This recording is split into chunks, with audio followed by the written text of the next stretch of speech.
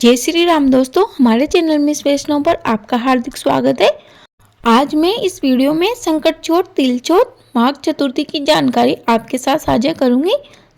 संकट चौथ कहो, तिलकुटा चौथ कहो या फिर माघी चौथ कहो, यह सभी एक ही है।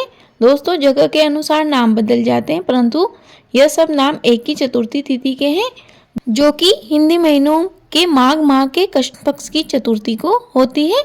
जैसा कि 12 महीनों की समस्त चतुर्थी तिथि भगवान श्री गणेश को समर्पित होती है, उसी प्रकार से यह तिथि भी भगवान श्री गणेश को ही समर्पित है।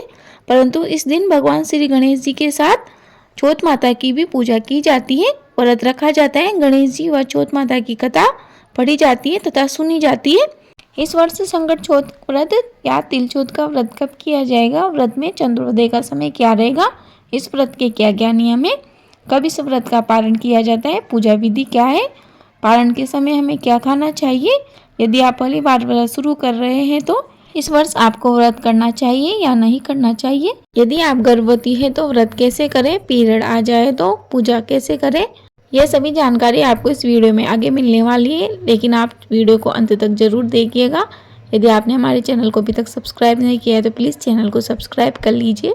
दोस्तों, इस वर्ष यानी 2024 में संकट चौथ तिल चौथ का व्रत 29 जनवरी दिन सोमवार को रखा जाएगा। 29 जनवरी को सुबह 6:29 से तिल चौथ आरंभ हो जाएगी व 30 जनवरी को 8:26 पर इस तिथि का समापन होगा। चंद्रोदय का समय 29 जनवरी को रात 9:10 पर रहेगा। चंद्रोदय का समय सभी जगह समान नहीं रहता, इसलिए हो सकता है आपके यहाँ चंद्रोदय का समय थोड़ा ऊपर नीचे हो जाए, लेकिन लगभग सभी जगह समय समान ही रहेगा।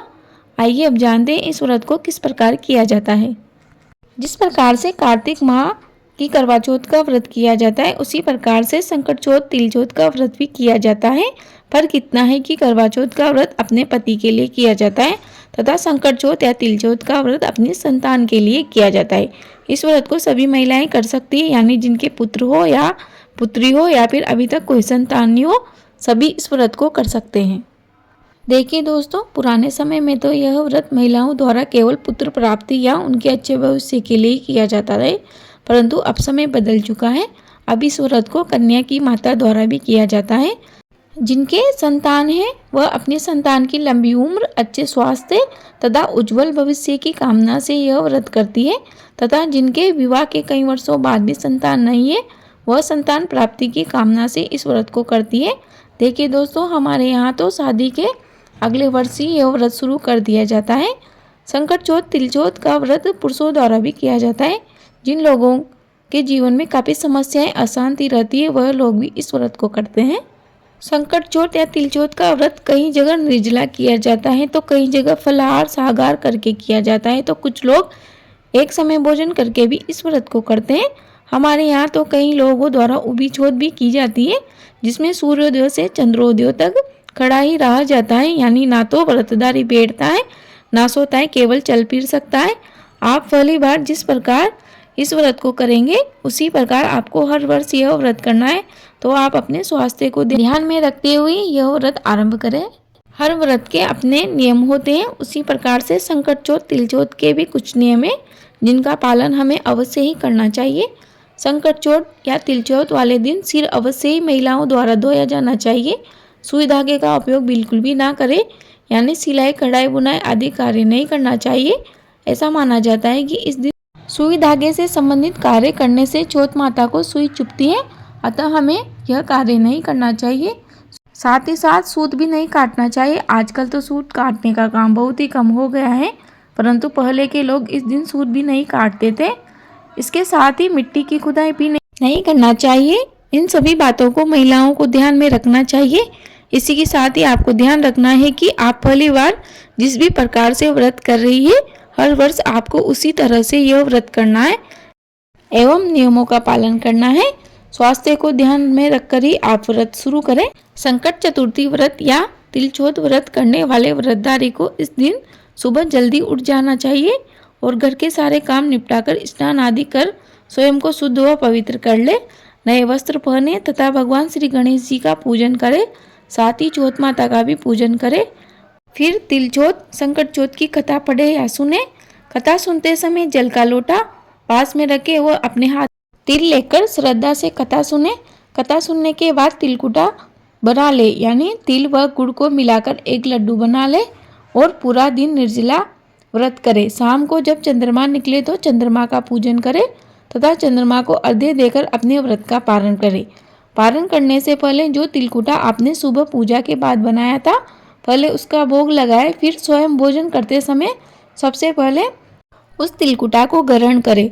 कहीं जगह पर इस दिन बायना भी निकाला जाता है और उस बायने को अपनी सास, जेठानी या फिर अपने से बड़ी उम्र वाली महिला को दिया जाता है। और यदि आपको ऐसा कोई ना मिले तो मंदिर में पुजारीन को भी यह बायना दिया जा सकता है। इस प्रकार से इस व्रत की विधि व नियम है। अब सवाल आता है कि यदि आप बीमार हो, गर्भवती हो या फिर पीरियड से आ जाए या फिर ऐसी कोई समस्या हो जिससे आप पूजन ना कर सके, वह व्रत को पूरे निष्ठा व नियम से ना कर सके तो क्या करें, कैसे व्रत का पालन करें। तो सुनिए दोस्तों, समस्या कैसी भी आए, प्रॉब्लम कितनी भी आए, लेकिन हमें व्रत को खंडित नहीं करना चाहिए। यही व्रत नहीं, व्रत कोई सा भी हो, हमें व्रत कभी भी खंडित नहीं करना चाहिए। हमारे शास्त्रों में हर समस्या का समाधान बताया गया है। यदि आप बीमार हैं, गर्भवती है तो आप सुबह का पूजन व कथा सुनने के बाद फलाहार कर सकती है, वह दवाई ले सकती है, जल भी आप ग्रहण कर सकती है, परंतु नियम तो निर्जला का ही है। यदि आप पीरियड में हो तो आपको व्रत तो करना ही करना है। पूजा आप किसी और से करवा दीजिएगा, वह दूर बैठकर कथा सुन लीजिए, परंतु व्रत तो करना आवश्यक है यदि आप पहले से व्रत करती है तो। देखिए दोस्तों, भगवान बहुत कृपानिदान, करुणानिदान होते हैं। यदि आप पूरे भक्ति भाव और श्रद्धा से व्रत करते हैं तो अवश्य ही आपको सुफल मिलता है। दोस्तों, ये इतनी सारी जानकारी, मुझे उम्मीद है आपको जानकारी अवश्य उपयोगी लगी होगी। प्लीज़ वीडियो को लाइक करें, शेयर करें और कमेंट बॉक्स में जय श्री राम अवश्य लिखें।